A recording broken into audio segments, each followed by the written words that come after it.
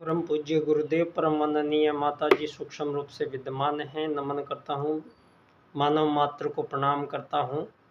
और दोस्तों, आदि शक्ति माँ गायत्री प्राणों की देवी है, जो प्राण स्वरूप से है। एक ऐसी सत्ता जो हमारी आँखों से दिखाई नहीं देती है, बिजली की तरह है। बिजली हमें आँखों से दिखाई नहीं देती है, और तारों में जब बिजली बहती है तो हाथ लगाने से करंट लगता है तो पता लगता है, स्पार्किंग होती है तो पता लगता है कि बिजली इसमें आ रही है। इसी प्रकार से आदि शक्ति माँ गायत्री वो प्राण की देवी है, जो प्राण रूप में अवस्थित है। और संपूर्ण धरती पर जितने भी जीवन हैं, जितने भी जीवित प्राणी हैं, संपूर्ण प्राणियों में जो प्राण रूप है वो उसी बिजली का है। और संपूर्ण प्राणियों में जब वो बिजली व्याप्त होती है तो जीवन प्रारंभ होता है। तो दोस्तों, सारे संसार में सारी मानव जाति को जो परमात्मा के संबंध में जानने की जिज्ञासा, लालसा और प्रयास हर जन्म दर जन्म दर जन्म दर यहाँ मानव करता है, जब भी धरती पर आता है तो उसका एक मुख्य जीवन का हिस्सा परमात्मा को जानने समझने की जिज्ञासा प्रत्येक मानव शरीर में अंत तक विद्यमान रहती है। और मानव उसके लिए जब भी उसको फुर्सत मिलेगी, क्योंकि फुर्सत इसलिए नहीं मिली, आज जो मानव का जीवन क्रम है दोस्तों, उस मानव के जीवन क्रम को भौतिकवाद में पूरा लिप्त कर दिया गया है। और मानव जीवन को भौतिक पदार्थों की प्राप्ति, भौतिक पदार्थों की लालसाएं, भौतिक पदार्थों का जीवन में उपयोग, ये इसके अलावा यहाँ पिछले 2500 वर्षों में मानव जाति को पूर्ण रूप से अपने लक्ष्य से हटा दिया गया है। और आज सारी मानव जाति दोस्तों इन आज़ादी के नाम से भ्रमित की गई है। आज़ादी गुलामी का खेल यहाँ शुरू मानवों ने इन 2-2500 वर्षों में किया है। यहाँ मानवों को आज जो ज्ञान दिया गया है, जितना भी ज्ञान आज मानव जाति को है, वो इन 2500 वर्षों में पूरा एक सुनियोजित षड्यंत्र बनाकर मानव को यहाँ जो भूतकाल पीछे का जो समय था, उस सारे समय को यहाँ नकार दिया गया।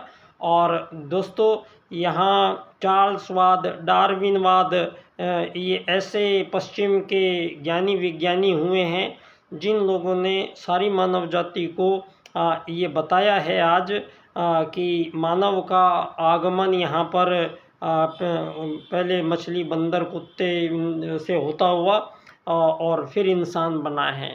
और मानव पहले जानवरों की तरह ही था, जंगली जानवरों की तरह, और नंगा रहता था और जानवरों को खाता था मारकर। इस प्रकार की अवधारणाओं से मानवीय जीवन का प्रारंभ काल, ये डार्विन और चार्ल्सवाद सारी दुनिया में आज सभी मानवों को इस तरीके की पढ़ाई से इन्होंने ज्ञान दिया है। दोस्तों, यहाँ पर इन्होंने जनवरी, फरवरी, मार्च, अप्रैल 1, 2, 3, 4 ABCD, जो ये सारी दुनिया में ये अलग ही एक उथली छोटी सी भाषा और इस छोटे से ज्ञान के आधार पर सारी मानव जातियों को भ्रमित होना पड़ा है। और ये भ्रम हमारी आदि सनातन भारत से, हमारी जो सनातन मान्यताएं, सनातन हमारी संस्कृति, सनातन हमारा धर्म, सनातन हमारी जीवन पद्धति को यहाँ पर जिस जीवन पद्धति को सारे संसार ने अपनाया है, माना है, और सारे संसार ने इन्हीं सार्वभौमिक नियमों पर टिकी हुई जीवन पद्धति को, जो मानव के जीवन का संपूर्ण निर्धारण करते हुए और मानव जीवन को उसके अंतिम अपने लक्ष्य की प्राप्ति में सहायक एक ऐसी जीवन पद्धति का आविष्कार यहाँ भारत में पहले ही हो चुका है। दोस्तों आज कुछ ये भ्रम की बातें यहाँ जो हुई हैं, हम वेद के माध्यम से उनका पुनः निराकरण करने का यहाँ प्रयास हमारा है, क्योंकि ये विशेष काल है दोस्तों, और ये मानव जाति के हाथ से निकल चुकी है सारी बाजियाँ।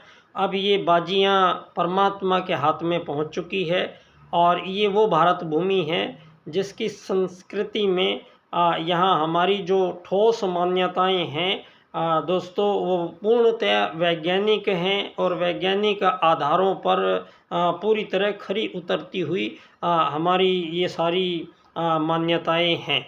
आज हमारी भारतीय संस्कृति की जो सनातन मान्यता है दोस्तों, यहाँ परमात्मा का मानव शरीर में आगमन होता है, और धरती पर जब भी, क्योंकि मानव जीवन के प्रारंभ काल में ही दोस्तों जीवन क्रम का निर्धारण किया गया था।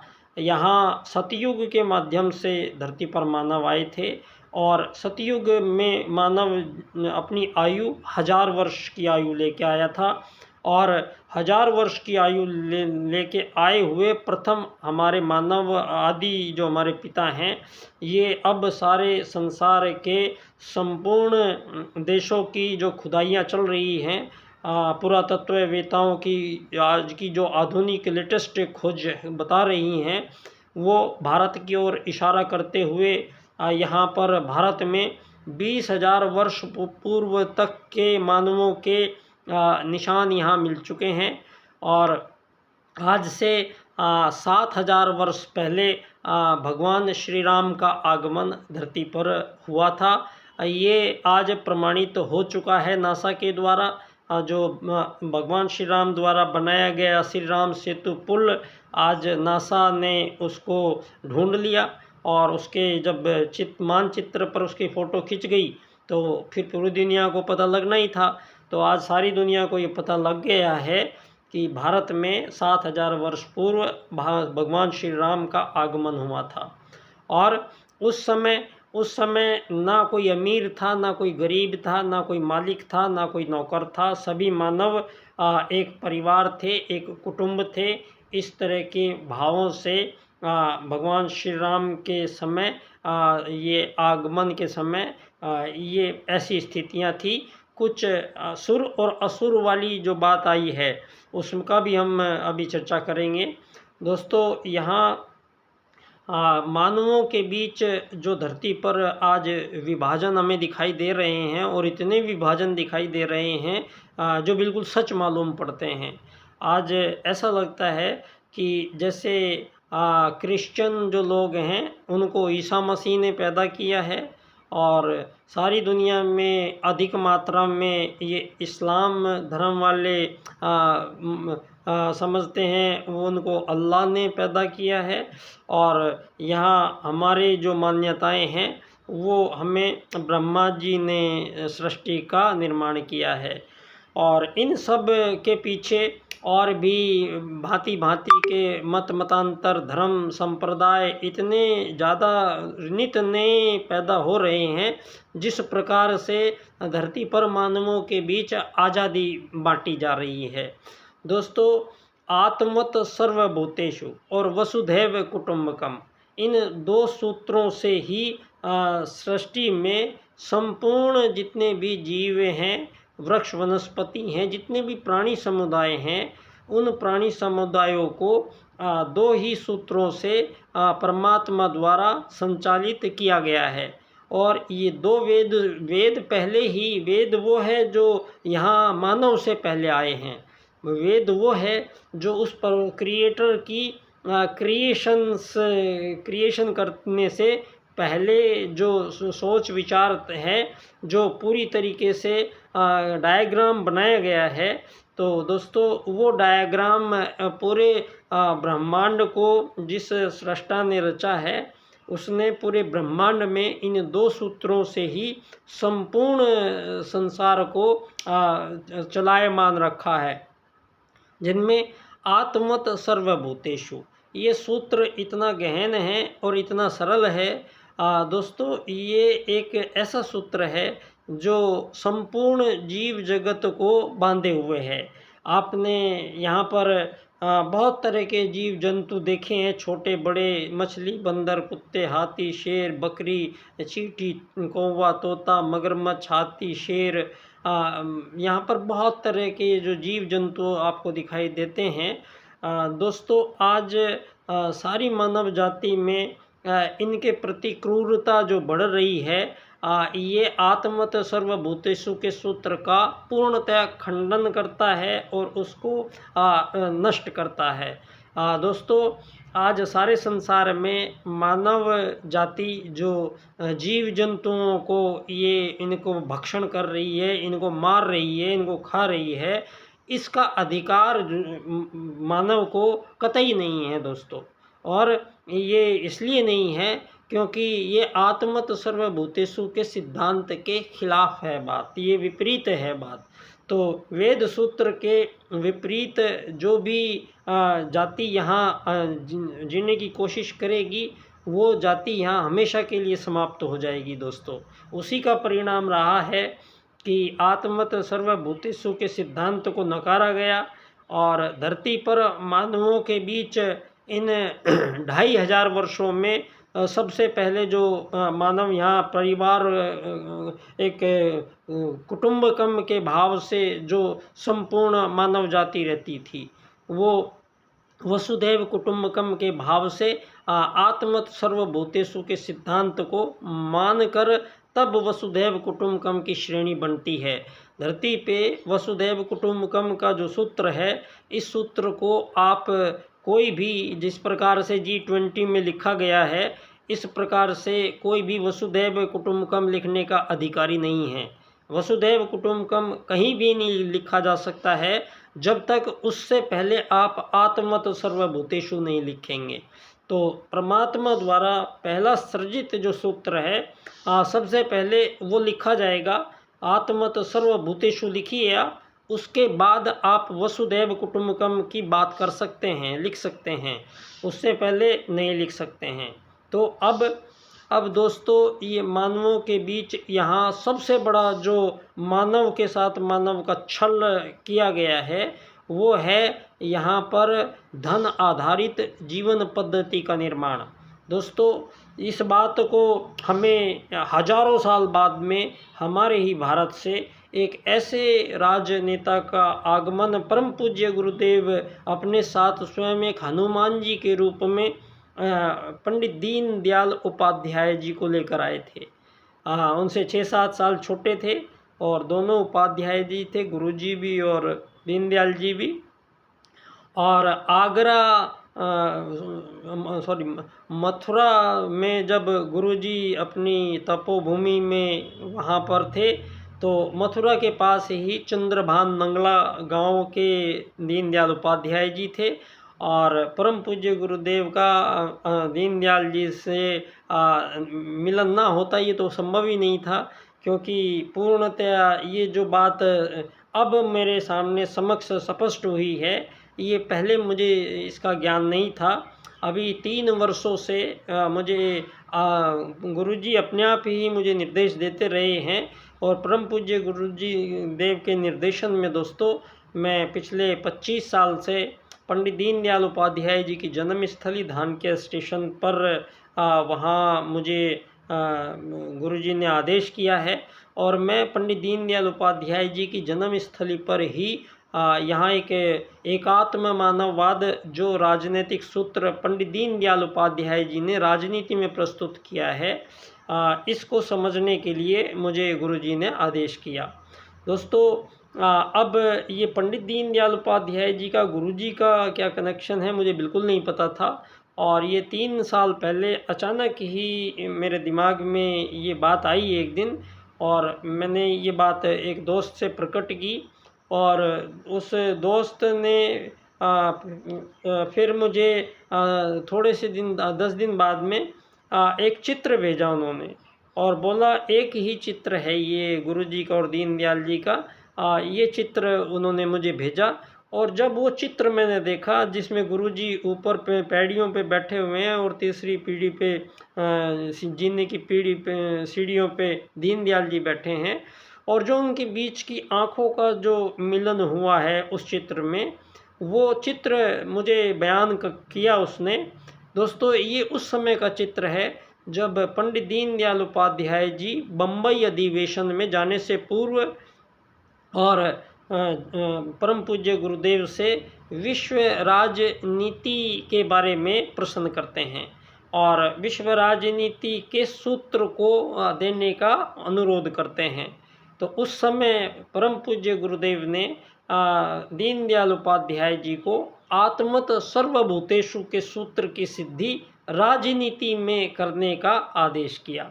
और पंडित दीनदयाल उपाध्याय जी ने दोस्तों आत्मत सर्वभूतेषु का जो सूत्र संसार में जो धर्म में बोला जाता है, धर्म क्षेत्र में सब बोलते हैं, सभी हिंदू मुस्लिम सिख ईसाई सभी बोलते हैं आत्मत सर्वभूतेषु को, कि मानव एक रूह है, मानव एक आत्मा है, मानव एक प्रकाश है, मानव एक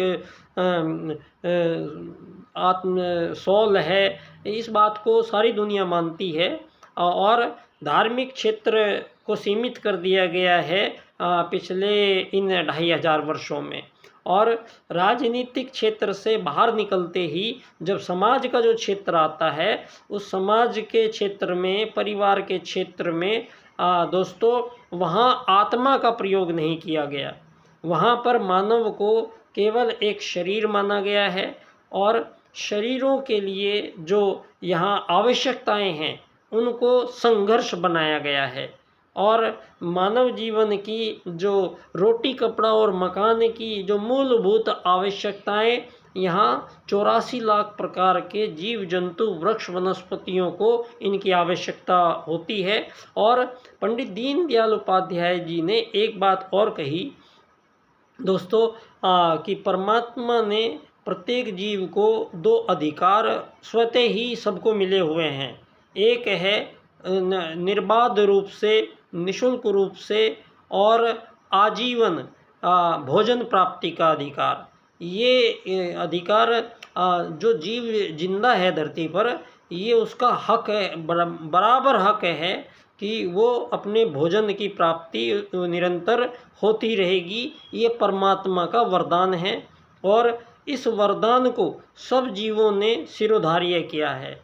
और सारे जीव आज तक चींटी, तोता, कौवा, कबूतर, हाथी, शेर, सभी जीवों को किसी को भूखा नहीं मरना पड़ता है। विशेष कोई परिस्थिति कभी कभार आई हो वो अलग बात है, अन्यथा चाहे वो चींटी है, चाहे वो तोता है, चाहे वो कबूतर है, चाहे वो हाथी है, सभी को अपना भोजन निर्बाध रूप से, आज 21वीं शताब्दी आ गई है, इस मानव की आज विकास की अवधारणाओं के कारण भले ही यहाँ पर जो आपके द्वारा संचालित किए जा रहे उपकरण हैं, जो उसमें मुख्यतः टेलीफोन जो आप यूज़ कर रहे हैं, रेडियो यूज़ आप कर रहे हैं, जो वाइब्रेशंस में जो छेड़छाड़ हुई है, जो कंपनों में छेड़छाड़ हुई है, उसके परिणाम स्वरूप यहाँ मानवों के बीच आज जो स्थितियाँ बन रही हैं विश्व में दोस्तों, वो सारी की सारी पर्यावरण के साथ छेड़छाड़ हुई है और छोटी प्रजाति के कई सौ प्रकार के जीव प्रजातियाँ, 1000 प्रकार की जीव प्रजातियाँ यहाँ हमेशा के लिए नष्ट हो गई हैं, जिसका लेखा जोखा मानव को लेना आवश्यक नहीं है। तो आज संसार में दोस्तों पंडित दीनदयाल उपाध्याय जी का उपयोग परम पूज्य गुरुदेव युग परिवर्तन में करते हैं और युग परिवर्तन में निश्चित रूप से सारे संसार के 8 अरब जो मानव हैं, तो सभी मानवों को निश्चित रूप से एक सतयुग में परम पूज्य गुरुदेव लेके जाने का उनका आह्वान और ऐलान बहुत पहले ही हो चुका है।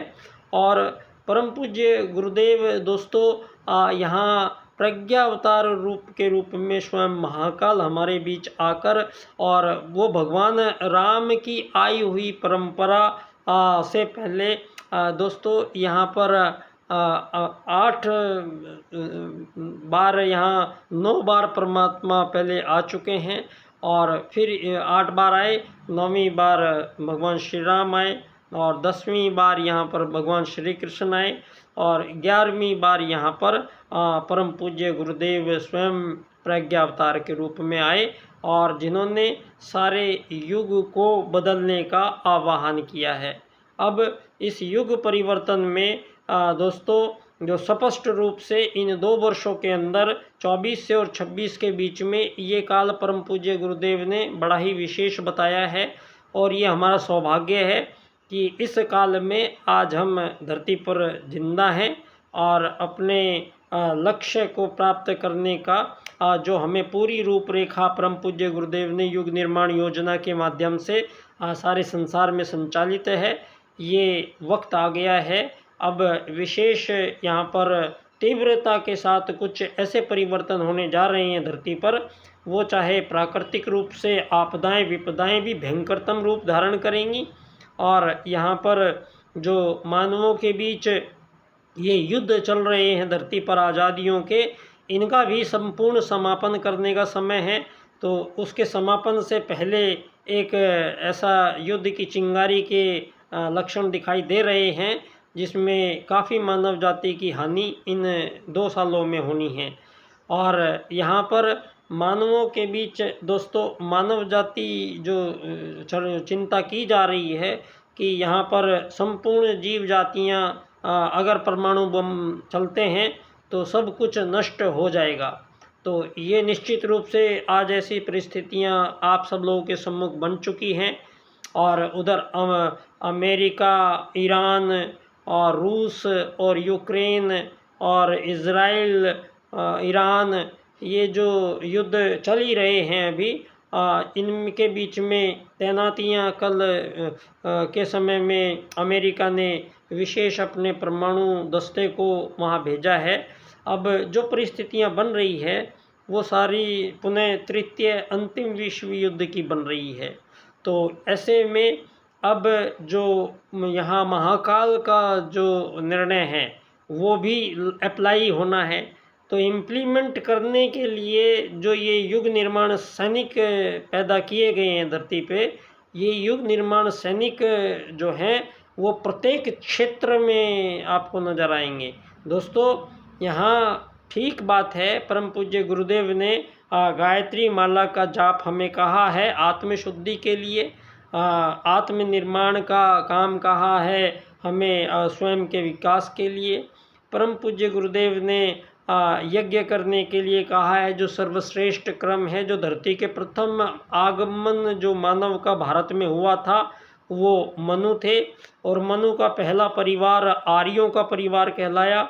और आर्य इसलिए क्योंकि प्रथम आगमन काल के समय ही यहाँ यज्ञ विज्ञान एक अद्भुत श्रेष्ठ पद्धति का यहाँ निर्माण हमारे प्रथम मानवों के द्वारा किया गया था, जिसके माध्यम से यज्ञ के माध्यम से संपूर्ण सृष्टि को संचालित वो लोग करते थे। यहाँ से यहाँ पर इतना ज्ञान विज्ञान, इतनी बुद्धि, इतनी उनके शोध अनुसंधान, उनके उपरांत यहाँ पर जब सतयुग में कोई राजा प्रजा की ज़रूरत नहीं थी, कोई दंड दांडी की ज़रूरत नहीं थी, और ये लाखों करोड़ों वर्षों का ये जीवन काल था।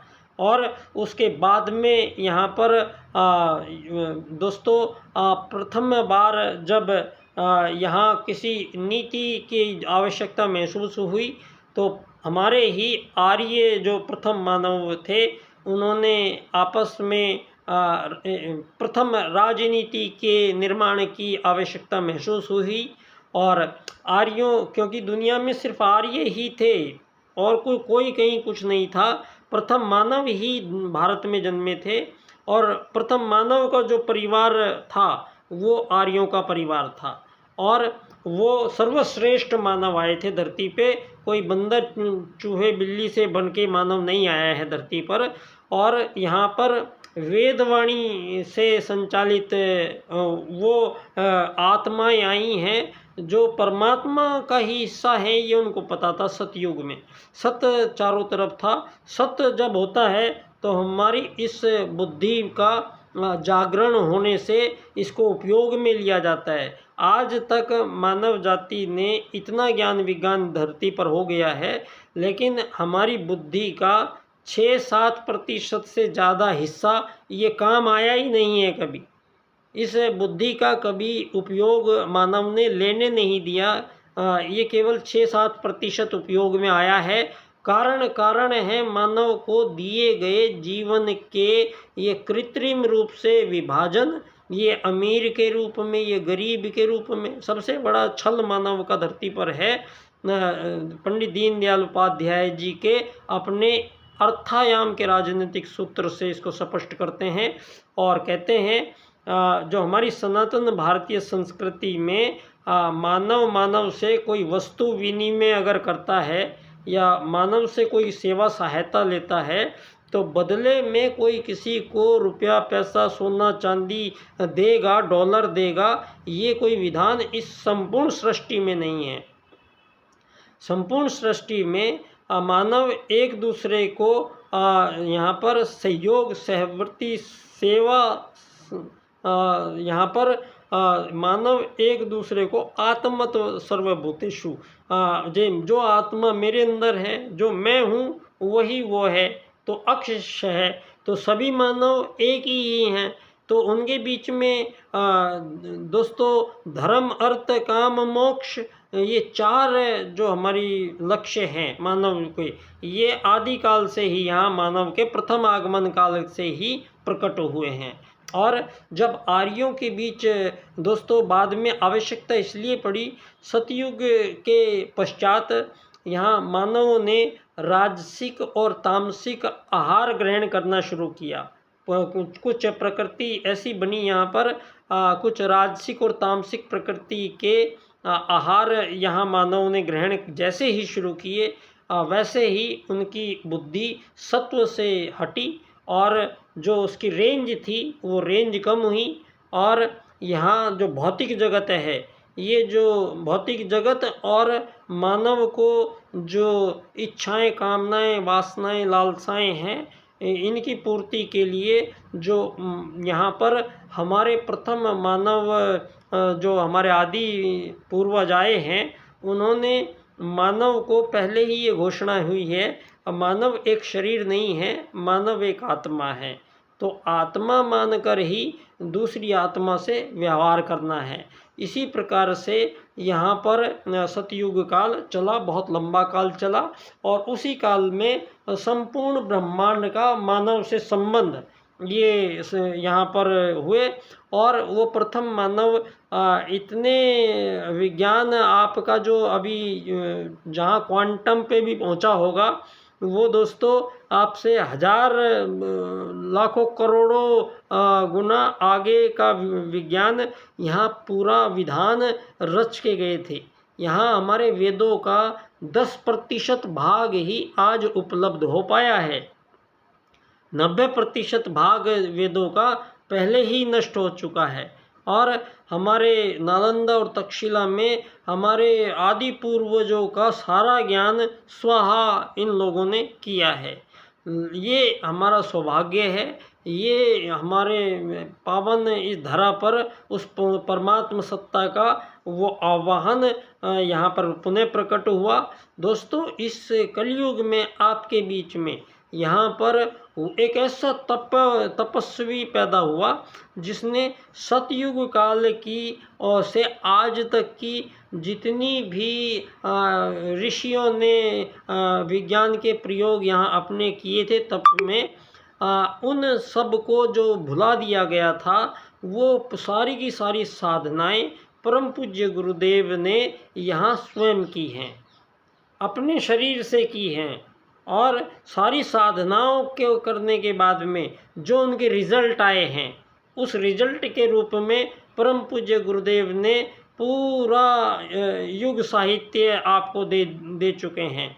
और सिर्फ उस साहित्य को आपको हर आदमी को ज़बरदस्ती पढ़ाना है, इतना काम हमें करना है। वो युग परिवर्तन परम पूज्य गुरुदेव केवल विचार के दम पे करते हैं। विचार कौन है, विचार आपका क्या है? यहाँ धन आधारित जीवन पद्धति ये नहीं चलेगी, विचार है ही नहीं। यहाँ पर आत्मत सर्वभूतेषु के बीच में ना कोई अमीर है, ना कोई गरीब है, ना कोई मालिक है, ना कोई नौकर है, ना कोई हिंदू है, ना कोई मुस्लिम है, ना कोई सिख है, ना कोई ईसाई है, ना कोई पूरब है, ना कोई पश्चिम है, ना कोई उत्तर है, ना कोई दक्षिण है, ना कोई काला है, ना कोई गोरा है।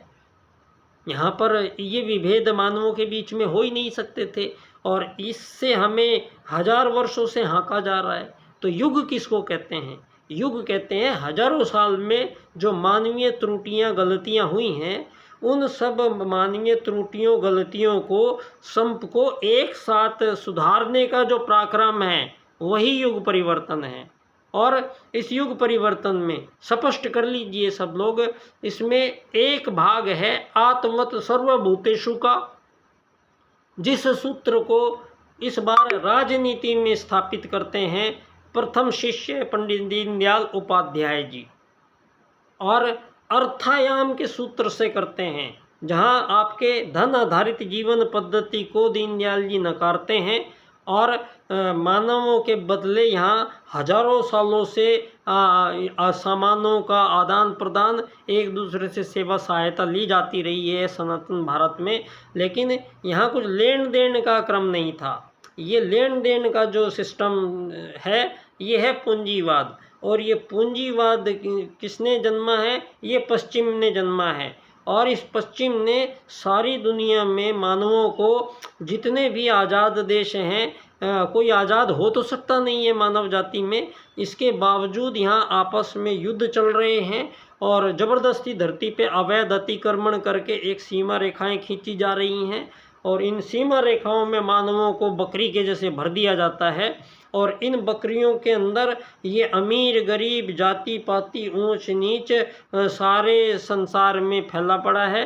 और ये पूंजीवादी लोकतंत्र जिसको कह रहे हैं, ये सारे लोगों को, जहाँ भी लोकतंत्र जाता है वही मानवों को विभाजित करता है।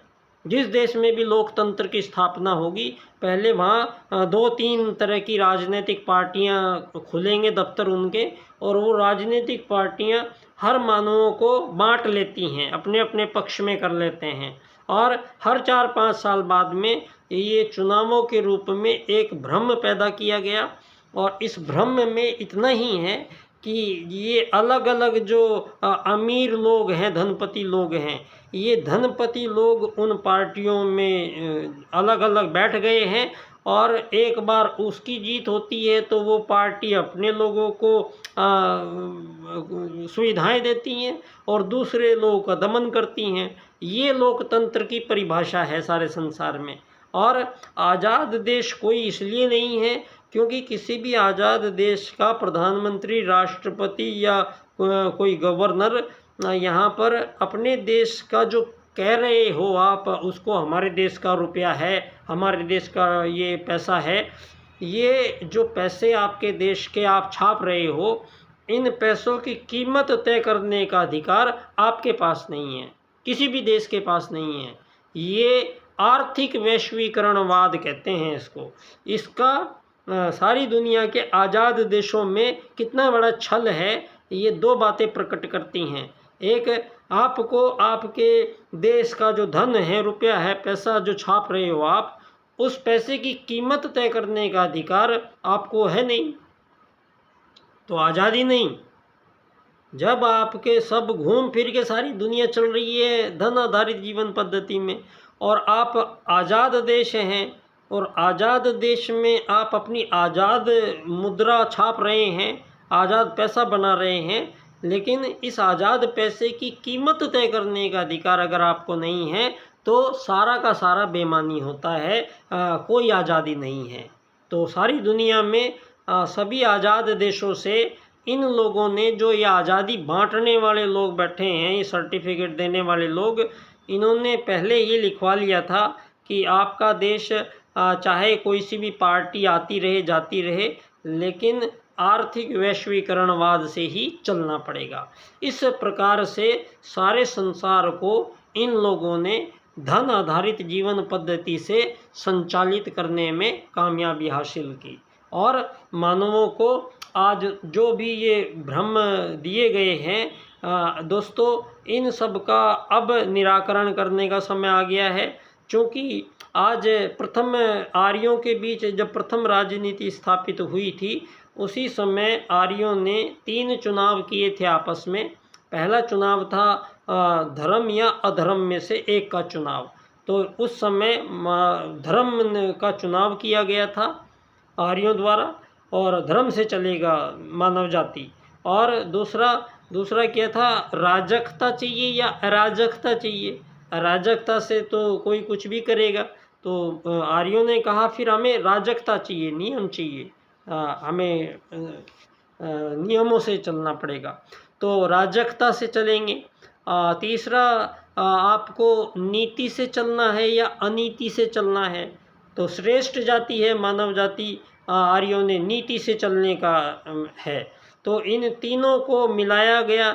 तो पहला हुआ धर्म, फिर राजकता, फिर नीति, 3 का चुनाव हुआ।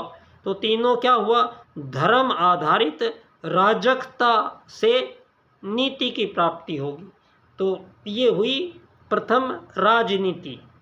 ये परिभाषा है राजनीति की। आप सारे राजनीति वाले इसको समझ लीजिए अच्छी तरह और दोबारा अपनी राजनीति की परिभाषा जो आपको आती नहीं है वो समझ लीजिए। तो प्रथम मानवों के आगमन काल में सतयुग के पश्चात जब प्रथम राजनीति की आवश्यकता हुई तो प्रथम मानव मनु को ही राजा बनाया गया। तो मनु जो प्रथम मानव हैं वो अब तक जीते चले आ रहे हैं, सतयुग में पूरा जी लिए हैं। और फिर अब जो ये युग आया है दोस्तों, इसमें त्रेता जो आया है, इनके बीच में यहाँ पर तब तक मनु हैं और प्रथम जो राजा बनाया गया धरती का वो मनु को बनाया गया। और मनु को राजा जब बनाया गया तो मानवों को बिल्कुल सटीक अपने जो जीवन क्रम थे सतयुग के वही पूरे के पूरे उन्होंने रूप प्रस्तुत किए। धर्म अर्थ काम मोक्ष प्राप्ति के लिए मानव का आगमन हुआ है धरती पर। और ब्रह्मचर्य जो सबसे पहले आवश्यक है धरती पे, आज सबसे पहले ज़रूरी होगा। सबसे पहले बंधन ही ये लगेगा मानव जाति पे कि उसको 18-19 साल तक दोस्तों ब्रह्मचर्य का पालन सबको अनिवार्य होगा आज के बाद में। अब जब ये सतयुग आएगा तो यहाँ पर 2 ही चीज़ों का मुख्यतः, एक स्त्रियों के प्रति जो ये भोग का प्रसार, कामुकता का प्रसार, और जो महिलाओं के प्रति जो एक अन्य मनसकता का भाव, जैसे ये कोई दूसरी प्रजाति है और इसका एक ही उपयोग है, इस प्रकार का जो ये भोगवाद है दुनिया में, इसका समापन क्यों सबसे पहले परमात्मा यही समापन करने के लिए भगवान श्री राम को भेजा था। और जब ये त्रुटि पहले नहीं थी और पहली बार आई ये त्रुटि, तो उसी समय भगवान ने चेताते हुए यहाँ मर्यादा की स्थापना करने के लिए भगवान श्री राम को भेजा और रावण का वध किया दोस्तों। तो ये यहाँ पर दर्शाता है कि सबसे पहली जो आवश्यकता पड़ेगी दुनिया में वो है स्त्री और पुरुषों के बीच में जो रिश्ते हैं, वो जो आज रिश्ते धन आधारित जीवन पद्धति के कारण और शरीरों को भोग की जो छूट दी गई है, हमारे ही भारतीय सुप्रीम कोर्ट ने पिछले कुछ सालों में 4-5 ऐसे भयंकरतम ऐसे निर्णय दिए हैं जो सनातन भारत में कतई मान्य नहीं हो सकते हैं। और उन निर्णयों को यहाँ पर किसी ने आवाज़ उठा नहीं सकते हैं, क्योंकि इस राजनीति ने धर्मों को सब साइड में लगा रखा है। और कभी धर्म आधारित राजनीति का चयन करने वाला देश आज धर्मनिरपेक्षता बना दिया गया है। धर्मनिरपेक्षता का मतलब नहीं जानते आप लोग, कमाल की बात है ये। आप या तो मानव धर्म के सापेक्ष चलेगा, साथ चलेगा, या धर्म के निरपेक्ष चलेगा, धर्म के विरुद्ध चलेगा। तो भारत आज धर्म निरपेक्ष देश का मतलब है कि धर्म के विरुद्ध चलने वाला देश है, और चल ही रहे हैं। धर्म के विरुद्ध ही जीवन में जो चले हैं उसी का परिणाम है। अब अधर्म जितना भी है इसको समेटने का अवसर आ गया है, काल आ गया है, युग परिवर्तन का वो काल आ गया है, विशेष वो समय आ गया है जहाँ उल्टे को उलटकर सीधा कर दिया जाएगा। परम पूज्य गुरुदेव ने सभी युग निर्माण सैनिकों को एक आदेश और दिया है, उल्टे को उलटकर सीधा करना। तो दोस्तों इस सूत्र पर अब विचार करने का समय आ गया है, और शीघ्र अब आपको सतयुग में प्रवेश परम पूज्य गुरुदेव दोस्तों निश्चित तौर पे कराएंगे, और ये बहुत ही शीघ्र शायद हम अपनी आँखों से वो नज़ारे कुछ देख पाएंगे। तो बहुत बहुत धन्यवाद। और विषय एकदम क्लियर है कि मानवों को जितनी भी आज गलतियां हैं उन सबको एक साथ सारे संसार से बुहार के और बाहर फेंक दिया जाएगा। वो विचार प्रक्रिया, वो युग निर्माण योजना सारे संसार में आज फैल चुकी है, और अब आपको और प्रकट रूप दिखाई देगा। अभी आपको कुछ ऐसा है जो थोड़ा दिख नहीं रहा है, अभी थोड़ा ऐसा होगा कि वो अब आपको दिखेगा। तो बहुत बहुत धन्यवाद। उस आदिशक्ति माँ गायत्री को हम पुनः गायत्री मंत्र के माध्यम से हम नमन करेंगे। ब्रह्मांड का, संपूर्ण ब्रह्मांड से जोड़ने वाला ये मंत्र है, हमारे सर्व चेतना को सर्व चेतना में मिलाने वाला सूत्र है। ओम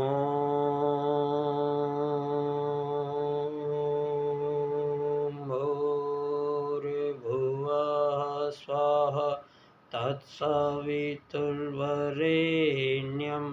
भर्गो देवस्य धीमहि धियो यो नः प्रचोदयात्।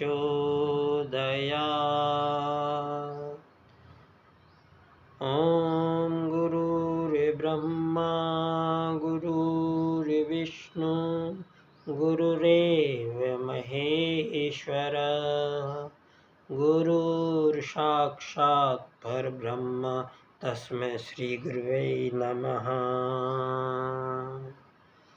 दोस्तों पंडित दीनदयाल उपाध्याय जी के 4 राजनीतिक सूत्र हैं जिनकी व्याख्या मैं इस क्रम विशेष से करूँगा। आर्थिक लोकतंत्र द्वारा अर्थायाम आधारित एकात्म मानववाद की स्थापना से अंत्योदय की प्राप्ति हम करेंगे।